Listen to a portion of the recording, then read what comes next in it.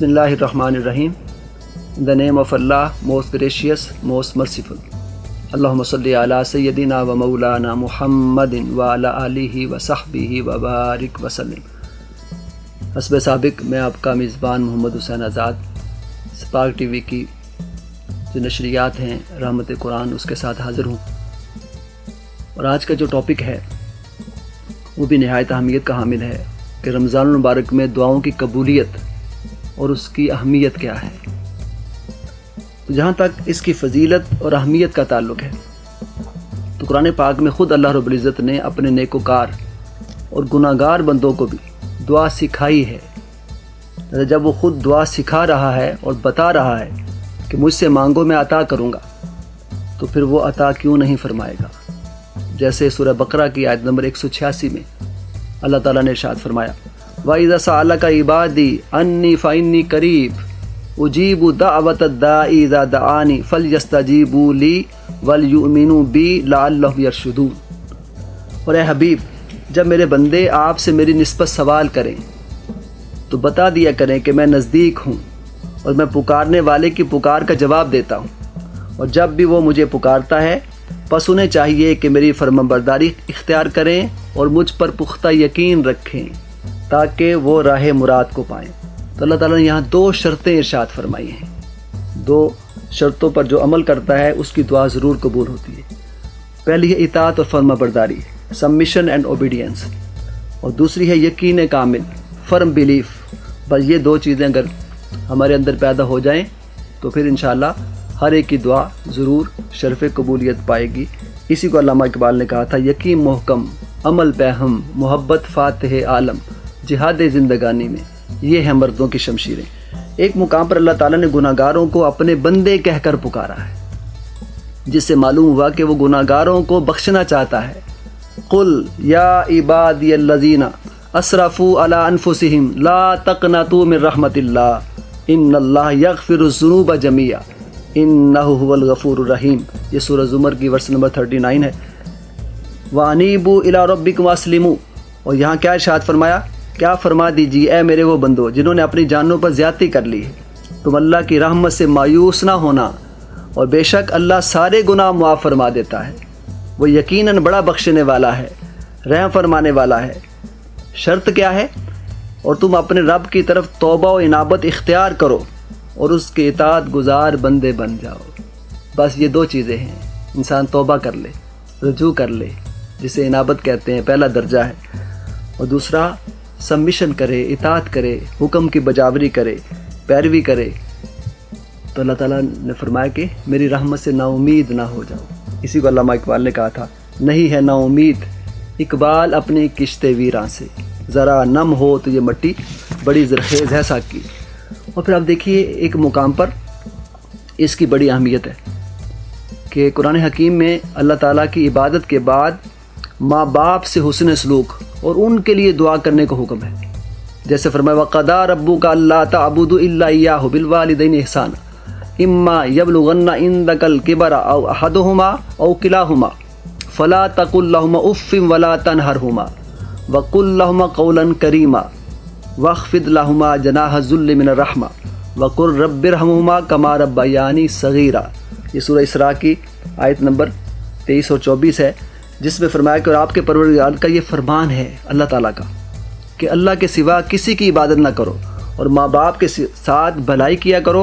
اگر تمہارے سامنے ان میں سے یا دونوں میں سے کوئی ایک بڑھاپے کو پہنچ جائیں تو ان کو اف تک نہ کہو اور انہیں جھڑکو نہ بلکہ ان سے ادب کے ساتھ بات کرو اور اپنے بازو نہایت عاجزی اور نیازمندی سے ان کے سامنے جھکا دو اور ان کے لیے دعا کرو کہ اے میرے پروردگار تو ان پر رحم فرما جس طرح انہوں نے مجھے بچپن میں محبت اور شفقت سے پالا تھا.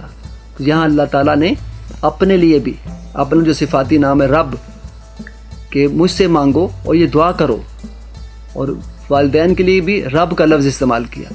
رب یعنی اس کا مطلب مجازی معنی میں اللہ تعالیٰ نے اپنا صفاتی نام والدین کو دیا اور دعا بھی سکھائی کہ ان کے لیے دعا کرو کہ جس طرح بچپن میں میری پرورش کی تھی.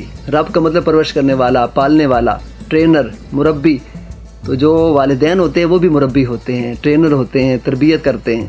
تو یہی وجہ ہے کہ اللہ تعالیٰ نے دعا سکھائی ہے۔ اس کا مطلب جو والدین سے حسن سلوک کرتا ہے تو ان کے لیے دعا کرتا ہے، ان کے مرنے کے بعد بھی اللہ تعالیٰ وہ دعا ضرور قبول فرماتا ہے۔ اب آ جاتے ہیں احادیث نبویہ کی طرف قرآن پاک کے بعد، چونکہ رمضان المبارک میں دعاؤں کی قبولیت اور کچھ احادیث نبویہ، اس سلسلے میں حضور نبی کریم نے کیا ارشاد فرمایا۔ امام بہقی کی روایت ہے، شعب الایمان میں حضرت جابر بن عبداللہ انصاری رضی اللہ تعالیٰ عنہ سے مروی ہے کہ آقا دو جہاں نے ارشاد فرمایا کہ میری امت کو رمضان المبارک میں 5 تحفے ملے ہیں جو کسی اور نبی کو نہیں ملے۔ پہلی چیز یہ ہے کہ رمضان المبارک کی پہلی رات اللہ تعالیٰ نظر التفات فرماتا ہے، یعنی رحمت کے دروازے کھول دیتا ہے، اور آسمانوں کے دروازے کھول دیتا ہے، جنت کے دروازے کھول دیتا ہے، اور جہنم کے دروازے بند کر دیتا ہے، شیطانوں کو پابا زنجیر کر دیا جاتا ہے۔ پھر دوسرا یہ ہے کہ روزے دار کی منہ کی بو اللہ تعالیٰ کو مشک سے بھی زیادہ پسندیدہ ہے۔ اور تیسرا یہ ہے کہ روزہ داروں کے لیے فرشتے وہ دن رات بخشش کی دعا کرتے رہتے ہیں۔ یہ کتنی بڑی بات ہے کہ رمضان المبارک میں دن رات فرشتے اللہ تعالیٰ مقرر کرتا ہے، خود اللہ تعالیٰ فرشتوں کو دعا کے لیے مقرر فرماتا ہے۔ اس سے بڑی اہمیت اس کی کیا ہو سکتی ہے؟ اس لیے کہ رحمت حق بہانہ می جویت، اللہ کی رحمت تو بہانا چاہتی ہے کسی طرح یہ میرا بندہ بخشا جائے، اس لیے عدل کریں تے تھر تھر کمبن اونچیاں شانہ والے تے فضل کرے تے بخشے جامن میں جیوی منہ کالے۔ تو اللہ تعالیٰ کی رحمت سے ہم نے فضل سے بخشے جانا ہے۔ اور چوتھی چیز یہ کہ اللہ تعالیٰ اپنی جنت کو حکم دیتا ہے کہ میرے بندوں کے لیے تیار کرو اور مزین کرو، اور پھر جب رمضان کی آخری رات آتی ہے تو ان سب کی بخشش کر دی جاتی ہے۔ ایک صحابی نے عرض کی یا رسول اللہ صلی اللہ علیہ وسلم کیا اس سے مراد شب قدر ہے؟ تو حضور نے فرمایا کہ نہیں، تم جانتے نہیں کہ جب مزدور کام سے فارغ ہو جاتے ہیں تو انہیں مزدوری دی جاتی ہے، تو اللہ تعالیٰ بھی سب کو مزدوری دیتا ہے کہ اس بندے نے رمضان المبارک وہ گزارا ہے، اس طرح میری اطاعت کی ہے، جس طرح میں نے چاہا ہے اسی طرح سے گزارا ہے۔ اب میں ایک دو دعائیں آپ کو تنگ دستی کو، فقر و فاقہ سے نجات کو وہ دور کرنے کے لیے دے رہا ہوں آخر میں، اور یہ تحفہ ہے اسپارک ٹی وی کی طرف سے۔ جو یہ دعا کرے گا تو آقا دو جہان ارشاد فرمائے کہ اس کی تنگ دستی دور ہو جائے گی، فقر و فاقہ دور ہو جائے گا، غربت، یہ پاورٹی یہ ختم ہو جائے گی۔ اور وہ دعا یہ ہے اللہم انک تعلم سریرتی وعلانیتی فاقبل معذرتی وتعلم ما فی نفسی وما عندی فاغفر لی ذنوبی وتعلم حاجتی فآتنی سوء لی اللہم انی اسألک ایمانا یباشر قلبی ویقینا صادقا حتی اعلم انہ لن یصیبنی الا ما کتبت لی والرضا بما قضیت علی۔ یہ کتاب الاعلام میں ہے، اے اللہ تو میرے ظاہر و باطن کو جانتا ہے، بس میری معذرت قبول فرما، اور میرے پاس اور میرے دل میں جو کچھ ہے تو اس سے بھی آگاہ ہے، بس میری خطائیں معاف فرما، تو میری معذرت قبول فرما، اور تو میری ضرورت سے بھی واقف ہے، میرا سوال پورا فرما۔ اے اللہ میں تو اس سے ایمان مانگتا ہوں جو دل میں رچ بس جائے، اور یقین صادق کا سوال کرتا ہوں کہ جس سے میں اس حقیقت کو پالوں کہ مجھ تک وہی کچھ پہنچے گا جو تو نے میرے لیے لکھ دیا ہے، اور مجھے اپنے فیصلوں پر راضی رہنے کی توفیق عطا فرما۔ یہ اول آخر درود پاک پڑھ کر باوضو ہو کر نماز فجر، یہ نماز عشاء، یہ نماز عصر کے بعد یہ دعا پڑھیں، آقا دو جہاں کا وسیلہ دیں، تو انشاءاللہ تعالیٰ فقر و فاقہ، تنگ دستی یہ دور ہو جائے گی۔ آخر میں پیغام یہ ہے کہ قرب کے نہ وفا کے ہوتے ہیں، سلسلے سارے انا کے ہوتے ہیں، بات نیت کی ہے ورنہ وقت سارے دعا کے ہوتے ہیں۔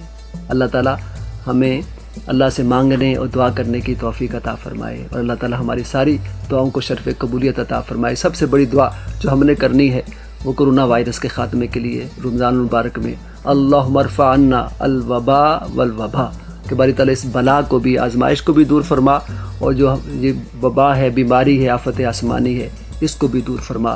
اللہ تعالیٰ ہم سب کی اس دعا کو بھی شرف قبولیت عطا فرمائے۔ وما علینا الا البلاغ۔